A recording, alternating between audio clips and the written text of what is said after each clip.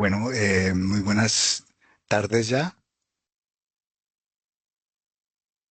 Vamos a dar inicio a esta conferencia primero con un video institucional eh, y después quiero presentar a la doctora María Alejandra Recio.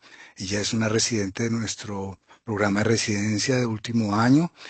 Esta es la segunda parte de una eh, exploración, una revisión muy completa que ella hizo de aorta. La primera parte quizás ya la oyeron, es sobre la aorta prequirúrgica, tanto la aorta normal como los diferentes diagnósticos de patología aórtica, pero creímos importante también incluir la parte de la aorta postquirúrgica porque pues puede que no sea tan frecuente y definitivamente vamos a estar sesgados según el tipo de cirugías que se hagan en nuestras instituciones o a las cuales estamos expuestos, pero muy frecuentemente no tenemos ni idea qué tipo de cirugías le han hecho a estos pacientes.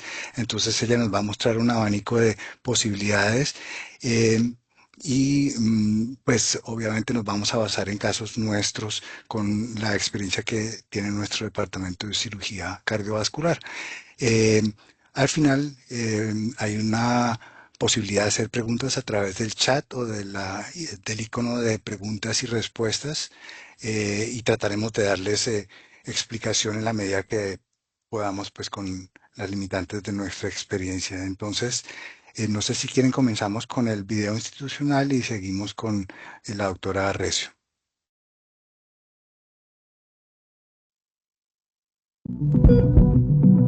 El mundo de hoy nos ha enseñado que es necesario estar preparados para el cambio. El cambio es movimiento, el movimiento es vida. La vida es la que nos empuja hacia la excelencia. La excelencia en salud al servicio de la comunidad. En el transcurso de 4 décadas, nos hemos consolidado como referente en la prestación de servicios de alta complejidad.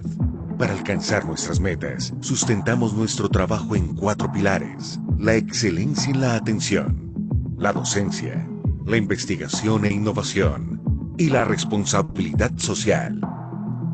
Como institución hospitalaria, nuestra vocación primordial es satisfacer las necesidades de nuestros usuarios bajo un modelo de atención humanizado, centrado en el paciente. Para hacer más eficiente nuestro compromiso, apostamos por una estrategia que nos permita atender a cada familia, desde cualquier lugar. Por eso implementamos una ruta que nos conduce por el camino de la investigación y la innovación en el campo de la ciencia médica. No le tememos a los retos que nos plantea el día a día en nuestra labor. Somos un hospital universitario, lo cual nos permite asegurar la continuidad de nuestra misión. Creemos en una formación académica humanizada, ética y científica, puesta al servicio de la comunidad. Estamos comprometidos con la responsabilidad social que tenemos con nuestro entorno inmediato. Por eso, desarrollamos diversos programas de atención para la población más vulnerable. Nuestra permanente búsqueda de la excelencia nos ha llevado a romper barreras en campos muy prometedores: la telemedicina y la atención a pacientes internacionales. Los tiempos cambian, el mundo se transforma. Estamos preparados para afrontar los nuevos retos. La innovación y la calidez humana hacen parte de nuestra existencia. Fundación Valle del Lili. Excelencia en salud al servicio de la comunidad.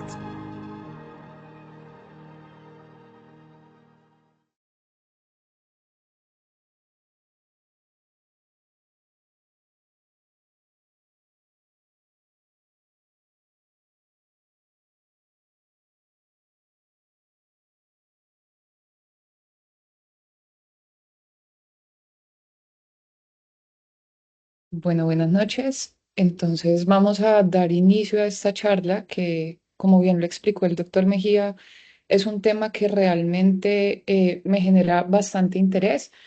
Así que, bueno, quiero agradecer igual a todas las especialistas y por supuesto a mis compañeros que aportaron con sus comentarios a esta exposición. Y para empezar, quiero dejarles, a lo largo de la charla vamos a ver partes de esta, que es una de mis canciones favoritas del grupo Nietzsche, porque la idea es que, como yo, ustedes logren cogerle mucho gusto a la aorta y a leer estos angiotats, que yo sé que muchas veces son un dolor de cabeza para todos. Así que espero que podamos resolver todas esas dudas y encontrar esas respuestas para llegar al total convencimiento de que definitivamente este es un estudio muy bonito de leer. Entonces, para recapitular, primero quiero recordarles que cuando hablamos de la aorta, lo más importante es tener muy presente que tiene tres capas, una túnica íntima, una media y una adventicia. Esa túnica íntima va a estar configurada por un epitelio plano simple, una túnica media que son haces de células musculares lisas y una túnica adventicia que básicamente son capas concéntricas de colágeno dispuesto longitudinalmente, donde va a estar la vasa vasorum y el nervio vasorum. Esto es muy importante para entender un poco la fisiopatología, que de alguna manera se las quiero resumir de una forma muy sencilla. Recordemos que uno de los principales factores de riesgo para sufrir de patología aórtica en general es ser hipertenso. Sin embargo, esto depende del grupo etario al cual nos estamos enfrentando. Entonces, por supuesto, si estamos hablando de personas mayores, ancianos, pues tenemos que pensar en la hipertensión como uno de los factores predisponentes, pero también en la enfermedad aterosclerótica. Si estamos enfrentados a una población más joven, pues vamos a pensar más bien en colagenopatías, por ejemplo. Entonces, a manera de ilustración, vamos a ver un flujo sanguíneo, una túnica íntima, una túnica media y una túnica adventicia. Y una de las primeras posibilidades cuando hablamos de la aorta es tener una lesión intimal mínima, que simplemente es una interrupción de esa túnica íntima. Luego tenemos dentro del espectro las úlceras aórticas penetrantes, que vamos a tener extensas enfermedades ateroscleróticas en el caso de los ancianos, que van a irse profundizando y pues afectando precisamente esas tres capas que ya hemos hablado. Luego tenemos el escenario de las disecciones aórticas, en el cual hay un colgajo de interrupción de esa túnica íntima con un paso de sangre a este espacio que se va a crear entre la túnica íntima y la túnica media. Y estas luces pueden estar permeables, esta luz que se crea puede estar trombosada o puede estar parcialmente trombosada.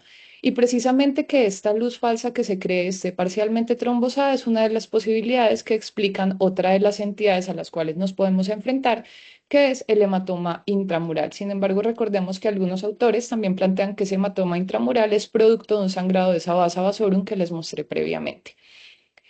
Y por último, podemos tener que en contexto de cualquiera de esta constelación de hallazgos, la aorta puede empezar a incrementar su calibre y hacer una degeneración aneurismática, o por sí sola, por ejemplo, en pacientes más jóvenes con colagenopatías, pueden ocurrir aneurismas sin necesidad de estas otras entidades. Entonces, decidí hacerles esa recopilación de lo que le pasa a la aorta para que nos contextualicemos un poco en qué es lo que deciden operar, y esto porque el año pasado salieron las guías europeas de actualización en aorta y pues en manejo de enfermedad vascular. Entonces, decidí también hacerles una pequeña recopilación de eso. Entonces, para empezar, ¿qué es un aneurisma de aorta de manera muy breve? Estos son algunos de los valores estandarizados por cada uno de los segmentos de cuánto debería medir normalmente la aorta. Y cuando hablamos de aneurismas, es que estos calibres incrementen más de 1,5 veces o más del 50%, y a partir de ese momento podemos decir que es un aneurisma. Ahora se está volviendo más popular utilizar los Z-score, que es calcular, dependiendo la altura y el peso del paciente, cuál es el calibre pues esperado para cada persona, pero pues digamos que estos son los valores estandarizados a manera global. Importante que, pues sí, uno de los mensajes que quiero que se lleven es que si no cumple con estos criterios, el término correcto que deberíamos estar empleando es una dilatación aórtica significativa, y deberíamos decir en cuánto. Entonces, ¿qué es lo que deciden operar? Por lo general, cuando estamos hablando de aneurismas de raíz aórtica, aquellos que miden más de 55 milímetros. En general, en algunos contextos también puede ser a partir de 50 milímetros. Es en ciertas situaciones específicas. Quiero pues como resaltar estas dos, que son la medida de la longitud aórtica y el fenotipo de raíz versus el de aorta ascendente, que hace referencia a una medida que se realiza desde los senos de Valsalva hasta el origen del tronco brachiocefálico. Si esto da más de 11 centímetros, incrementa el riesgo, y es otra de las cosas que deberíamos estar reportando. Y lo otro son los aneurismas de fenotipo de raíz, en el cual vemos una dilatación precisamente de esos senos con una raíz aórtica tubular, versus el fenotipo de aorta ascendente, en el cual la dilatación es de la raíz y no tanto de los senos. Entonces, estos son algunos datos claves que deberíamos estar considerando. saber que existen algunos pacientes que van a decidir operar incluso con aortas, con raíces aórticas desde 45 milímetros, sobre todo en enfermedad aórtica genética, como lo es, por ejemplo, pacientes con Marfan, con Turner o con algunas otras alteraciones. En cuanto al arco aórtico, también se utiliza por lo general el calibre de 55 milímetros y eso depende si es un compromiso solo del arco o si también está comprometida la raíz, pero en términos generales podemos llevarnos en la cabeza 55 milímetros. Y cuando hablamos de aorta abdominal, el diámetro es menor y unos aneurismas es desde 30 milímetros, pero la intervención también es desde 55 milímetros y eso es porque a partir de los 60 milímetros el riesgo de rotura anual es del 10% y va incrementando. Entonces, 55 milímetros es un buen número para recordar en qué contextos deciden operar aneurismas de la aorta y eso aplica casi que desde la raíz hasta la aorta abdominal. Claramente hay algunos escenarios pues muy particulares que no me voy a detener por horas del tiempo, pero como lo pongo en la diapositiva, estos números pueden variar. Entonces aquí tenemos el ejemplo de un paciente que tenía un aneurisma fusiforme de la aorta abdominal cuyo calibre estaba incluso hasta los 57 milímetros y fue llevado efectivamente a una reparación endovascular.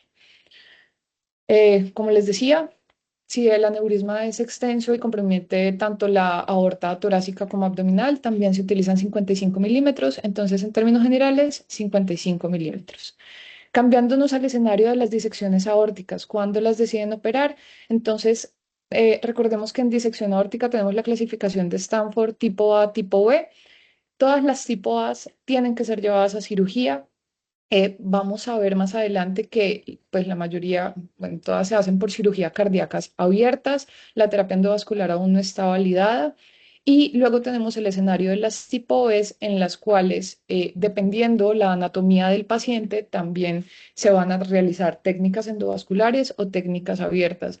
Por aquí les dejé un resumen de las cosas que tenemos que advertirles a los cirujanos antes de que ellos entren a cirugía y que nosotros tenemos que estar muy pendientes porque son esos hallazgos de alto riesgo que nos hacen saber que esa disección es de un riesgo alto de rotura y por lo tanto deberíamos advertirlo y esos son pacientes que hay que intervenir.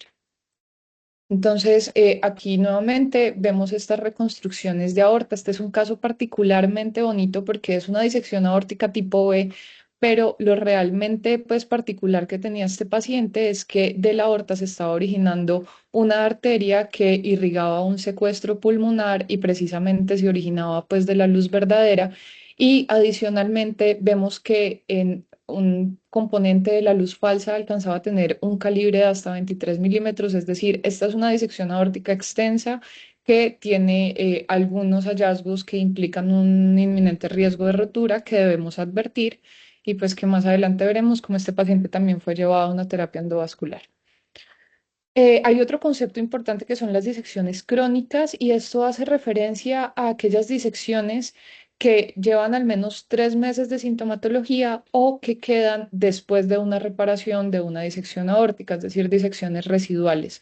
Entonces, por lo general, también saber que estas disecciones crónicas pueden ser llevadas a reparaciones abiertas, pero también es posible hacer manejo endovascular, que es lo que cada vez está ocurriendo más frecuentemente. Les traje, por ejemplo, este paciente que tenía una disección crónica, ya se conocía, se había decidido dar manejo expectante por las características de la disección, sin embargo, esa luz falsa empezó a incrementar su calibre, estaba recibiendo flujo por algunas arterias lumbares y por algunos colgajos pues de disección que tenía en su aspecto más proximal. Es por eso que se decidió llevar a una oclusión pues total de esa luz falsa con coils y pues la evolución del paciente fue satisfactoria.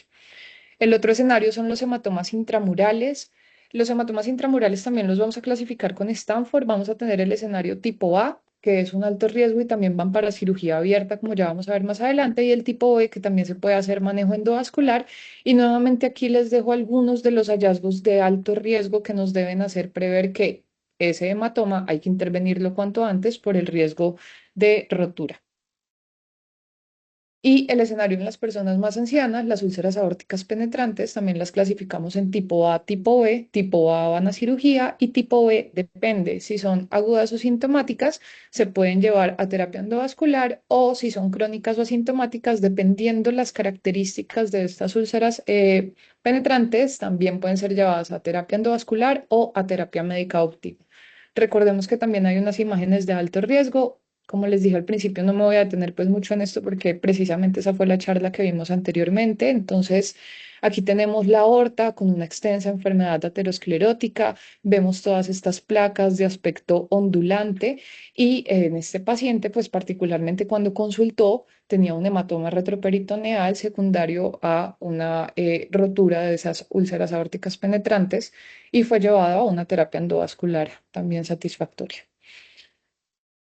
Bueno, por aquí les quiero dejar por último, antes de pasar a la parte de las técnicas quirúrgicas, que es donde más nos vamos a detener, en este escenario en el cual hay varios hallazgos semiológicos que son pues muy importantes que reconozcamos, que son esos signos de inminencia de rotura o de que ya pues precisamente esos aneurismas o patología aórtica se rompió. Entonces, recordemos aquí, les dejo algunos de los signos de rotura, que es la presencia de un hematoma retroperitoneal, el signo de la media luna creciente, que lo vamos a ver precisamente en estas adquisiciones simples, como esa hiperdensidad en la periferia, las calcificaciones tangenciales, entonces esas placas fibrocalcificadas como empiezan a alejarse respecto a los estudios previos, la fisura del trombo, que es ese paso del medio de contraste a esa porción trombosada del aneurisma. Ya si vemos que se está extravasando el medio de contraste, pues claramente está roto. Si hay estriación de la grasa paraórtica, deberíamos también advertirlo, o discontinuidad de las calcificaciones respecto a estudios previos, o el signo de la aorta drapeada, que hace referencia precisamente a esa aorta que empieza de alguna manera a abrazar los contornos del cuerpo vertebral. Entonces, empezamos con la intervención quirúrgica, que es pues el tema de interés para el día de hoy. Entonces, lo primero es qué materiales van a emplear ellos para reparar una aorta ascendente. Entonces, tenemos dos tipos de injertos cuando hablamos de aortas ascendentes. Puede que utilicen homoinjertos, que en el país hay alguna experiencia con eso, en nuestro centro pues realmente no, o injertos sintéticos, que es lo más frecuente a lo cual nos vamos a enfrentar como radiólogos. Entonces pueden ser injertos sintéticos de Dacron, que es la mayoría, y estos los vamos a visualizar en la tomografía como una imagen hiperdensa, que debemos diferenciarla de calcificaciones circunferenciales o de una hiperdensidad de la pared en pacientes pues anémicos. Importante que estas tubos de Dacron van a tener un aspecto no anatómico. Son menos flexibles, son más rectos, van a tener angulaciones, a diferencia pues de las aortas nativas, van a tener unos márgenes redundantes y van a tener pliegues que incluso nos pueden llegar a confundir con colgajos intimomediales. Entonces, lo que les explicaba es una hiperdensidad que se va a ver en la periferia del vaso, que corresponde al tubo de Dacron y no debe ser confundido, por ejemplo, con calcificaciones o con una hiperdensidad en pacientes anémicos. Como les decía, lo clave de los tubos de Dacron es este aspecto angulado, poco anatómico, entonces pues nunca hemos visto una aorta ascendente con estos márgenes tan rectos. Y cuando les decía que uno de los mímics son los colgajos intimomediales, es porque precisamente en los extremos del tubo se pueden formar algunos pliegues, como es este caso, que tras la administración del contraste puede confundirnos y hacernos pensar que corresponde pues a un colgajo íntimo medial, pero esto es un tubo de Dacron, entonces obviamente no va a haber ahí ningún colgajo. En cuanto a la técnica quirúrgica, entonces en esta aorta ascendente se puede hacer un manejo endovascular, que pues como les explicaba, esto no es una técnica tan validada, o tenemos la técnica abierta, que es lo más frecuente. Entonces, hay dos cosas que pueden hacerle a la aorta. Pueden entrar y pueden resecar ese pedazo de aorta ascendente que se enfermó por cualquiera de los escenarios que ya vimos, o hay algunos centros que lo que hacen es que entran y hacen una inclusión dentro de esa aorta enferma del tubo de Dacron. Ya vamos a ver esa técnica porque cada vez está más en desuso y algunas de las complicaciones que puede tener. Entonces tenemos la técnica de inclusión en la cual queda el tejido aórtico y dentro de ella van a dejar el tubo de Dacron. O tenemos la técnica de interposición en la cual extirpan la aorta enferma y la van a sustituir por el injerto.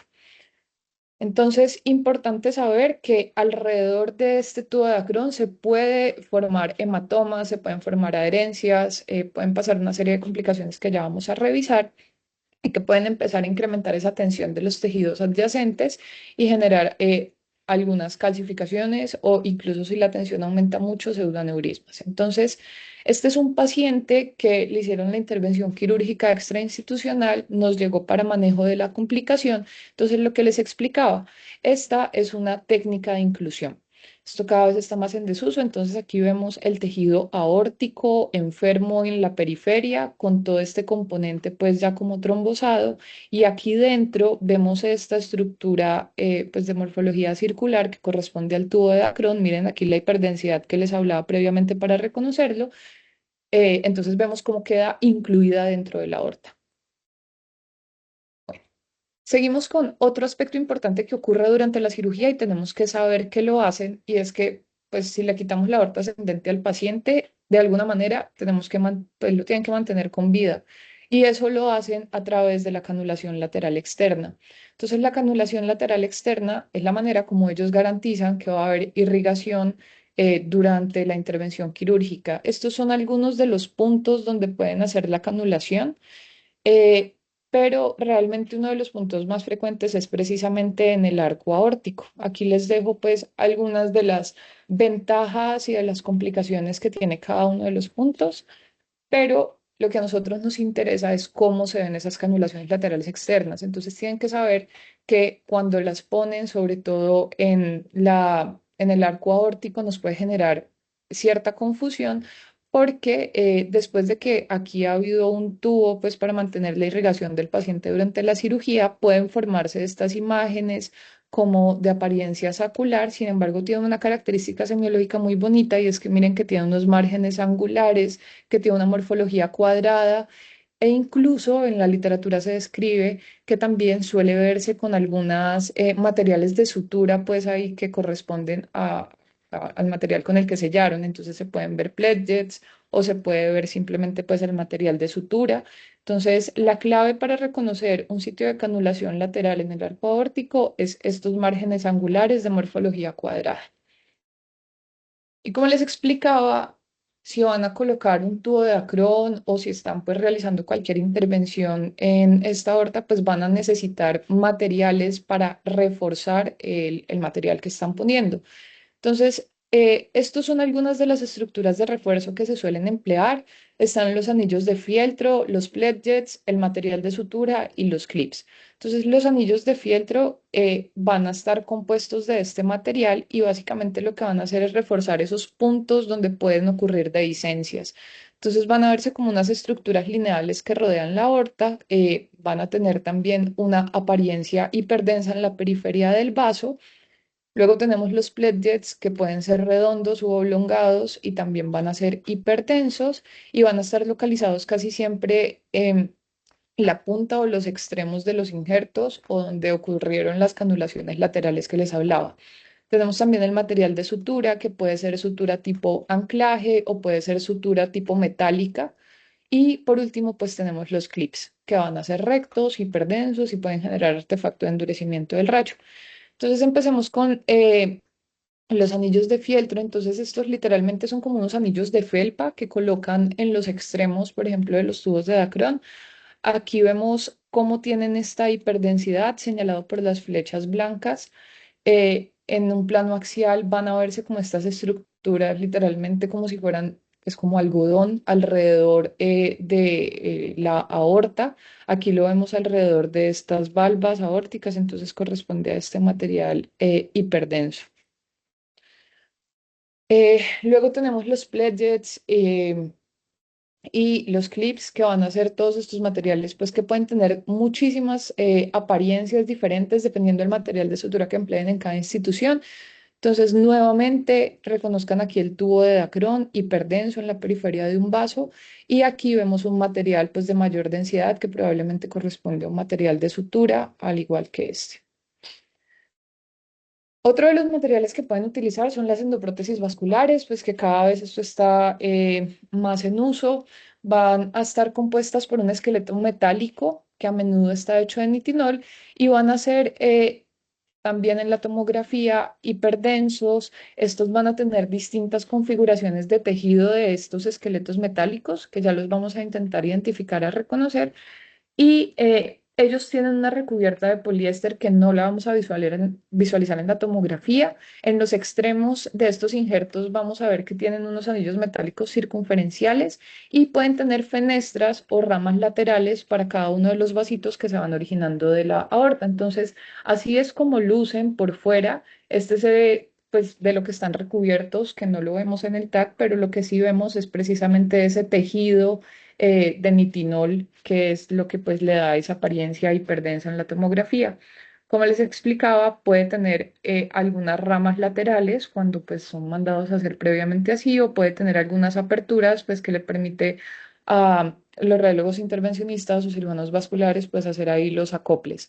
Y quiero que también aprendan a diferenciar las endoprótesis vasculares que se colocan en cirugía abierta, como es el caso de esta aorta descendente. Miren que el material de tejido es diferente a esta otra endoprótesis abdominal. Vemos como este es un tejido mucho más amplio a diferencia de esta.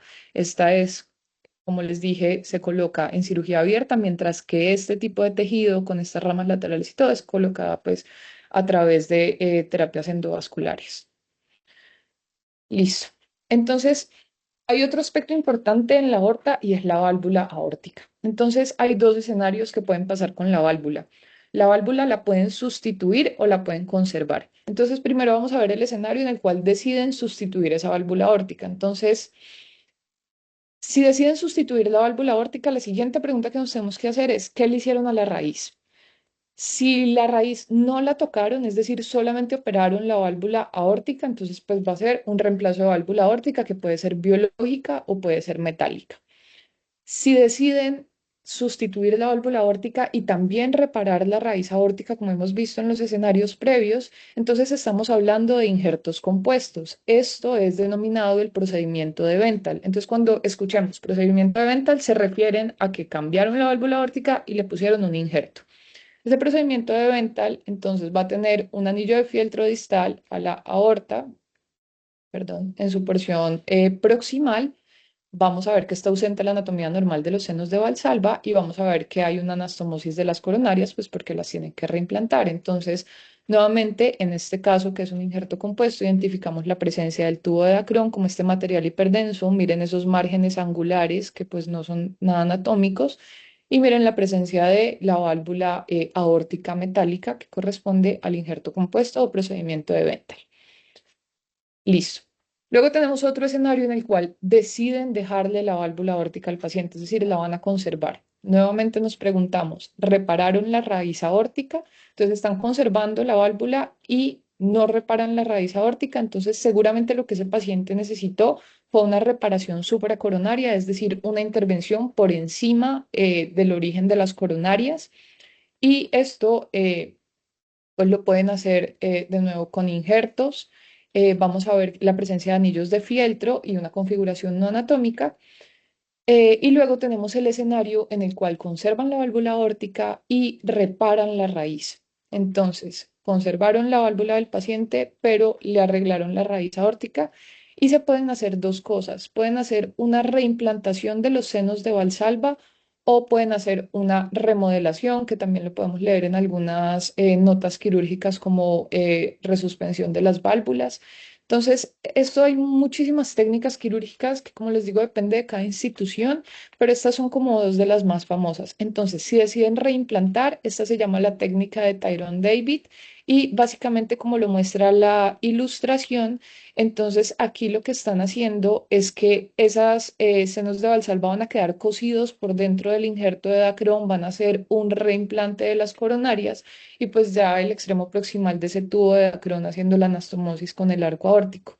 Si deciden hacer una remodelación o resuspensión, lo que va a pasar es que esas válvulas, esos senos de Valsalva, pues van a estar, de alguna manera, los vuelven a fijar, los resuspenden como para darles una apariencia y una función, pues nuevamente más útil y encima pues vamos a ver el tubo de Dacron y también puede ir con una reanastomosis de las coronarias y esto es conocido como el procedimiento de Jacob-David. Entonces, a manera de resumen, podemos tener reparaciones por encima de la unión sinotubular o supracoronario, que es una reparación supracoronaria. Luego podemos tener reparaciones en las cuales está comprometida la unión sinotubular y si cambian la válvula, pues va a ser un injerto compuesto de la aorta. Si no cambian la válvula, entonces puede que le hayan hecho una técnica de David o una técnica de Jacob, como lo vimos previamente. Siempre que haya una intervención de la unión sinotubular, tienen que reimplantar las coronarias. Y entonces ahí llega otro de los conceptos, que es cuáles son las técnicas para reimplantar las coronarias. Entonces, las coronarias, hay dos técnicas grandes, que es la técnica de Bental y la otra que es la técnica de Cabrol.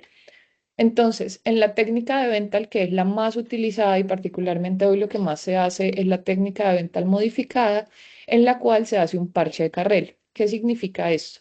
Y es que en las coronarias nativas del paciente, en su aorta pues nativa, hacen como un botón en los márgenes del origen de las coronarias y cuando las reimplantan viene como con ese pedacito de su origen, pues, y es lo que le va a dar esta morfología en trompeta. Luego está la técnica de Cabrol, en la cual esta se usa sobre todo en los pacientes que en el origen de las coronarias tenían, por ejemplo, enfermedad aterosclerótica. Entonces, lo que hacen es utilizar una porción más distal de la coronaria y la anastomosan pues directamente al injerto. Entonces, vamos a ver que viene el vaso pues pegadito o anastomosado directamente hacia el injerto sin que se vea esta apariencia como de trompeta. Importante que reconozcan esta técnica de ventral modificada que tiene el parche de Carrel porque podrían malinterpretar esta apariencia de trompeta con un pseudoaneurisma del ostium y pues esto no corresponde a un pseudoaneurisma del ostium. En la literatura se habla que se puede empezar a sospechar que si esté haciendo un pseudoaneurisma la anastomosis, si empieza a incrementar su calibre más de 10 milímetros. De lo contrario, es la anastomosis normal. Bueno.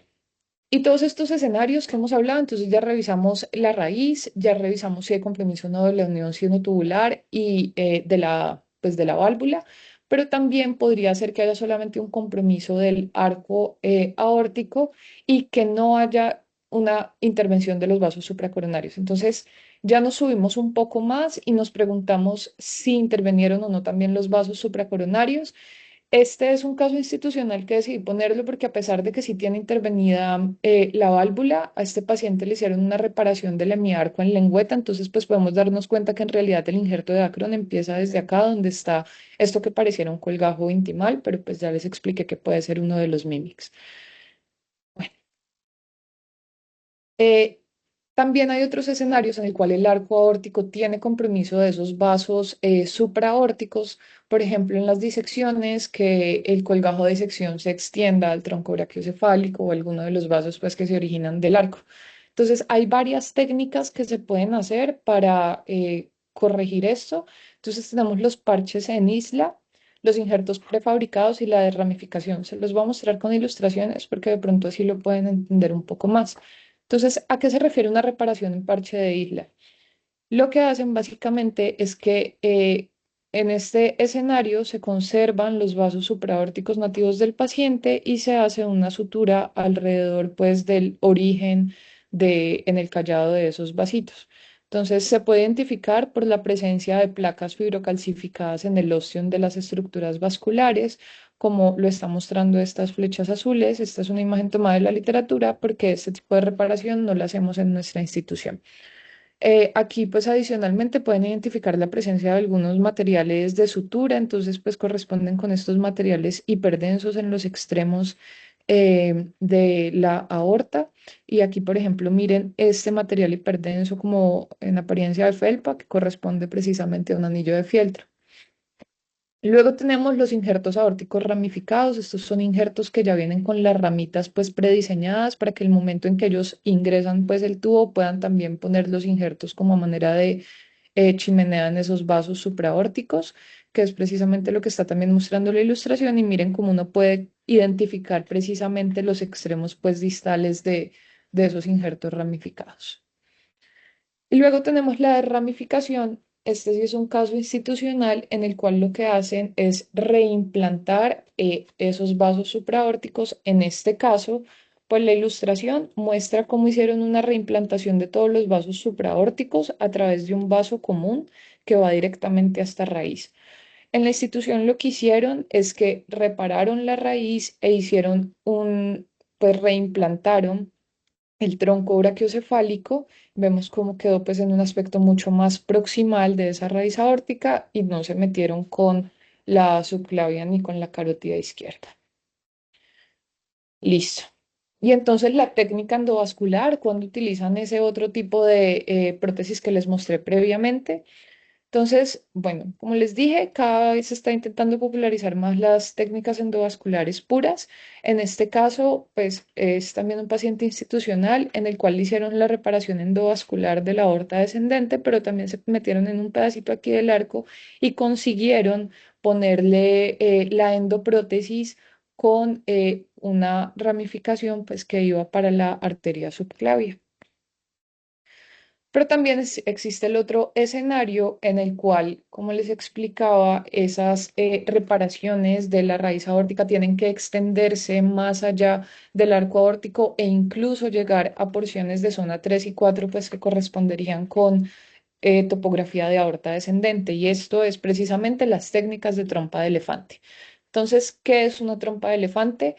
Eh, entonces es una técnica en la cual se combina tanto la cirugía abierta como un manejo endovascular también en la cirugía abierta de esa aorta para poder completar la reparación tanto de la raíz como de la aorta descendente. Entonces hay varios tipos de trompas de elefante. Está la clásica en la cual en una fase uno se colocaba el injerto abierto de la raíz y en una fase 2, o sea, se volvió a operar el paciente, se ponía el injerto en la aorta descendente. Hay una que es la inversa, en la cual hacen primero la fase 2 y luego la uno. Luego la congelada, que es la que más se está haciendo hoy en día, y es que se hace en el mismo tiempo quirúrgico, tanto la fase uno como la fase 2. Y hay otra técnica que es mucho menos frecuente, pero está escrita en la literatura, que es la trompa de búfalo, eh, en la cual pues se combinan como tanto la técnica abierta como una técnica endovascular pura. Entonces, vamos a ver a qué nos referimos con trompa de elefante. Entonces vemos aquí nuevamente una reparación de esa aorta ascendente de la raíz aórtica. Vemos aquí el tubo de Dacron como esta hiperdensidad pues que corresponde a la aorta reparada. Vemos además aquí cómo se hizo una resuspensión de las válvulas y aquí tenía el anillo de fieltro que corresponde como a esta hiperdensidad en la periferia. Luego también vemos que tiene una reimplantación de las coronarias y por eso tiene este aspecto como en trompa, por ejemplo, de este tronco izquierdo. Y luego vemos que tiene una endoprótesis en la aorta descendente, lo que correspondería a zona 3 y 4, que tiene un tejido diferente a esta otro tipo de endoprótesis. Y es porque precisamente este paciente fue llevado a una trompa de elefante congelada en la cual se reparó esto y luego a manera como si fuera una media, me explicaba el cirujano cardiovascular que lo ponían, entonces tienen aquí la aorta y a través de ella introducen esa endoprótesis que va a permitir pues darle estabilidad a este segmento de la aorta. Y bueno, con eso intenté resumirles las técnicas quirúrgicas. Ahora vamos a hablar de las complicaciones, que es uno de los puntos donde nosotros como radiólogos tenemos que estar muy pendientes y no confundirnos, porque después de estas intervenciones es normal que haya la presencia de algunos hallazgos que pueden generar preocupación. Entonces, lo primero es que el edema de partes blandas alrededor del injerto, el líquido y el gas ectópico pueden ser hallazgos normales inmediatamente después de la cirugía. Lo que es anormal es que haya presencia de gas ectópico después de 3 a 4 semanas de la intervención o que haya la presencia de un engrosamiento de los tejidos blandos periaórticos después de 2 a 3 meses. Entonces, aquí les traje el ejemplo de este paciente, tenía una disección de aorta, fue llevado a una reparación y vemos cómo en el posquirúrgico pues hizo este seroma alrededor de la reparación aórtica, pero pues correspondía a un seroma esperable en contexto posquirúrgico temprano que en el tiempo pues desapareció. Tenemos este otro paciente que fue llevado a una reparación endovascular. Ya habíamos visto previamente este aneurisma fusiforme de la aorta abdominal. Y miren cómo en el posquirúrgico temprano se identificó la presencia de esta burbuja gaseosa en esa porción pues excluida de ese aneurisma. Sin embargo, en los controles pues ya tanto esa componente trombosado del aneurisma se redujo significativamente, es decir, que miren lo bien que le fue, también desapareció la burbuja gaseosa, que era lo esperable. Entonces, cuando empezamos a sospechar que se infectó. Entonces, lo cierto es que realmente las infecciones, por fortuna, son infrecuentes. Eh, pero si ocurren, pues van a ocurrir precisamente en ese tejido pues periaórtico, sobre todo en las técnicas de inclusión, solían ocurrir infecciones. Por lo general es por microorganismos tipo cocos gram positivos y se puede clasificar en dos grupos. Puede ser una infección temprana si ocurre en los primeros 4 meses o puede ser tardía si ocurre después de los 4 meses de la intervención. Los síntomas que van a tener estos pacientes es fiebre y elevación de la PCR, pero hay que tener cuidado porque hay algo que se llama el síndrome postimplantación. Entonces, básicamente, después de que se les pone estos materiales para la corrección de la patología aórtica, es frecuente que los pacientes hagan fiebre e incluso eleven la PCR en las primeras 48 horas. Y una de las maneras pues de diferenciarlo es los hemocultivos. Entonces pues inicialmente siempre se sospecha, pero si los hemocultivos siguen negativos, pues ya uno puede decir que probablemente fue un síndrome postimplantación. Hay unos criterios para definir que el paciente probablemente esté infectado, entonces hay criterios radiológicos, clínicos y de laboratorio. Entonces, los radiológicos, que es lo que nos atañe, entonces los vamos a dividir en mayores, menores, la presencia del líquido perinjerto después de 3 meses de la intervención, el gas perinjerto, eh, después de 7 meses también pues nos tiene que echar el incremento de injerto en imágenes y algunos criterios menores como es la presencia de gas líquido, inflamación sospechosa, que se expanda el aneurisma, que se formen pseudoaneurismas, que haya un engrosamiento de la pared intestinal, pero eso es más como para fístulas, ya lo vamos a ver más adelante, que haya osteomielitis o disitis pues en la columna, o que haya actividad metabólica sospechosa en el PET, que es el que muchas veces nos ayuda pues como a aclarar el panorama. Entonces tenemos este paciente que se le hizo una reparación endovascular de la aorta descendente. Vemos cómo hay la presencia de este tejido periaórtico que tras la administración del contraste en la fase venosa mostraba un realce de la pared y como una reticulación.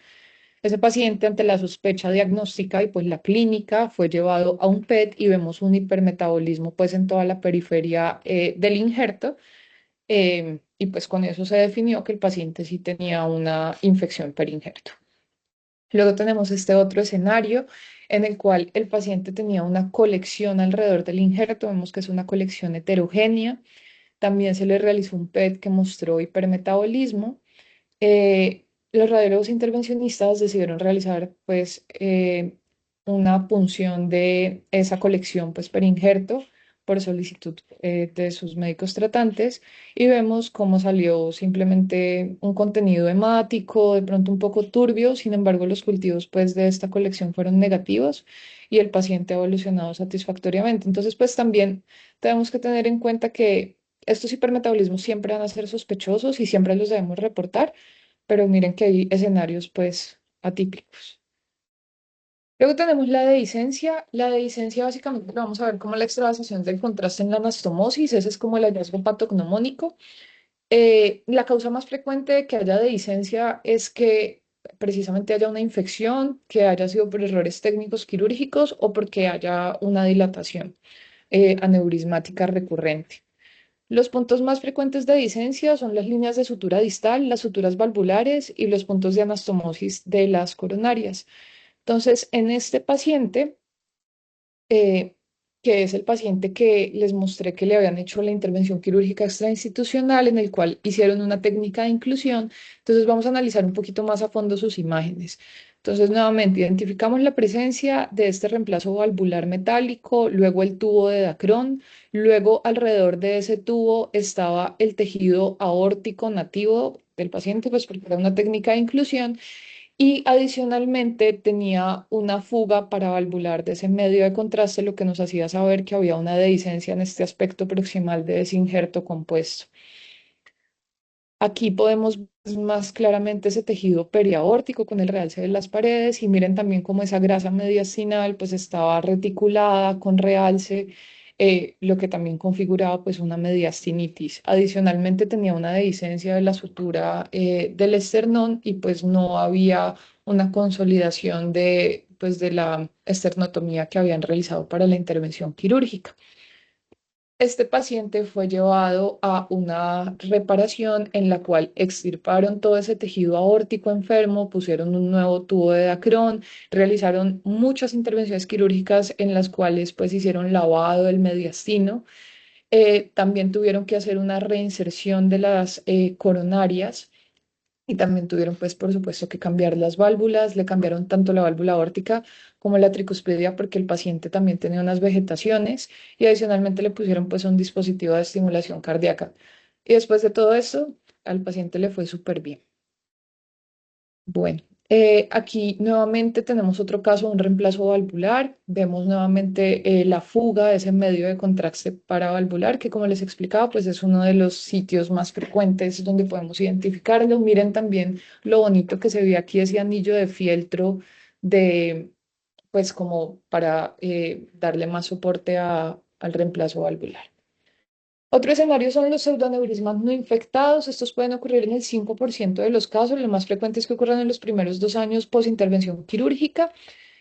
Sobre todo ocurren en pacientes que fueron llevados a reparaciones por disección o porque tenían una enfermedad hereditaria pues, de la aorta o cuando usaron pegamentos sintéticos. Y el sitio más frecuente de los pseudoneurismas es la línea de sutura, como es el caso de este paciente. Miren que justo donde se acaba el tubo de Dacron aparece esta imagen con morfología pues como sacular que correspondía al pseudoneurisma justo en la línea de sutura. Las fístulas aortoentéricas también pueden pasar.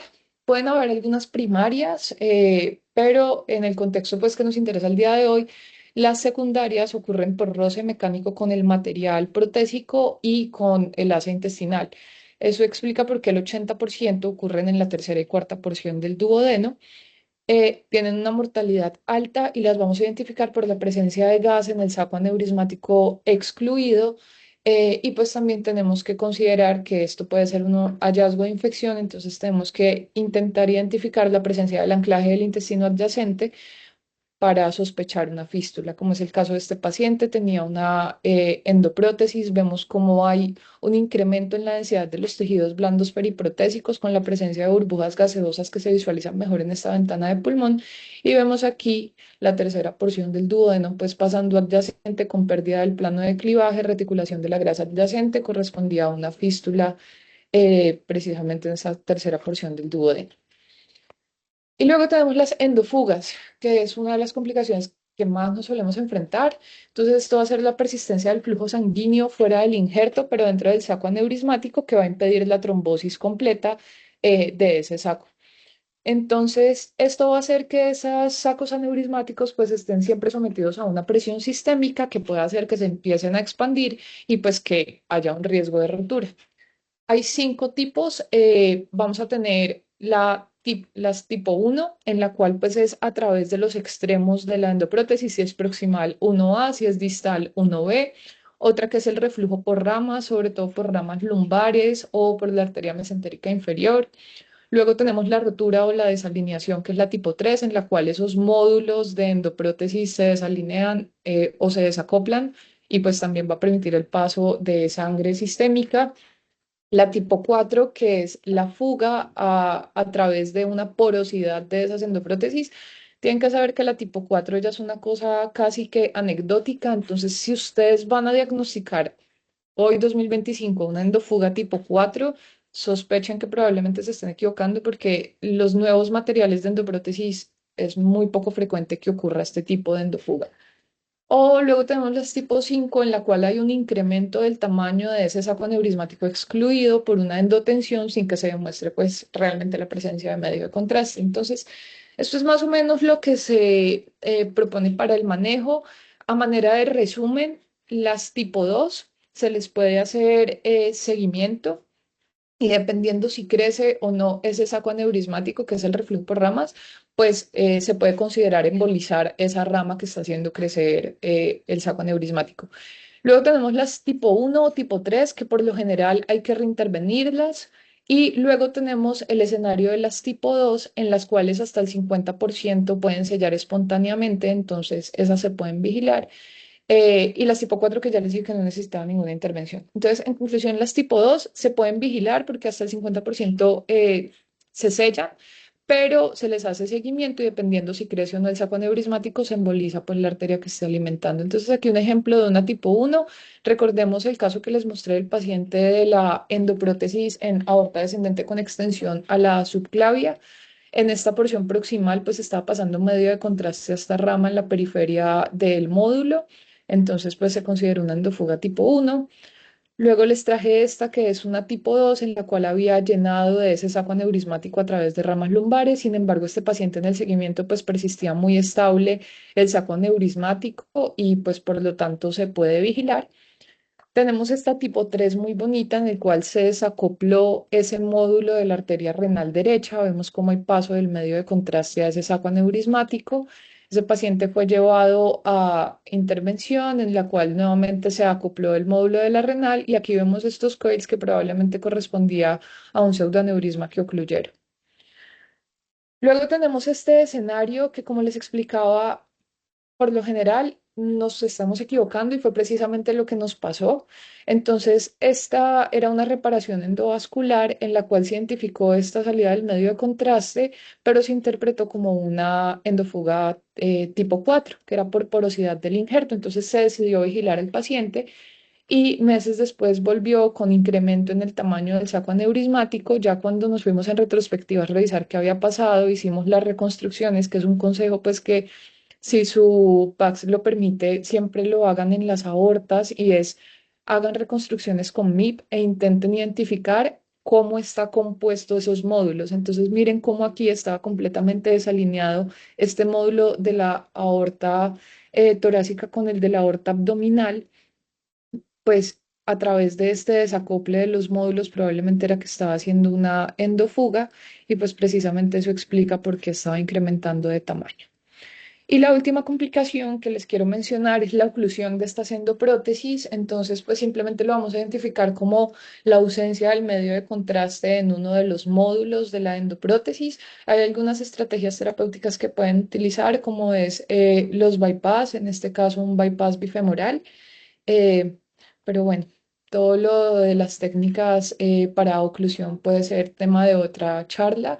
Entonces, pues aquí simplemente les quise traer este ejemplo. Entonces, ya a manera de conclusión, vemos cómo nuestra evaluación radiológica tiene que proporcionarle a los médicos tratantes una imagen clara y precisa, tanto en el prequirúrgico de lo que tienen que tener en cuenta y en el posquirúrgico de las complicaciones que tenemos que ayudarles a detectar. Hay muchos mimics, pitfalls y complicaciones que si nosotros no conocemos, vamos a hacer malinterpretaciones. Y pues es esencial que nuestros reportes cada vez sean más precisos para disminuir la discordancia entre los hallazgos radiológicos y el manejo clínico. Y bueno, eso es lo que les quería compartir el día de hoy. Eh, También quiero aprovechar para invitarlos a dos actividades académicas que vamos a realizar próximamente. En pantalla están pues ya transmitiendo como la publicidad para que se inscriban si están interesados. Y bueno, muchísimas gracias. Pasamos al momento de las preguntas.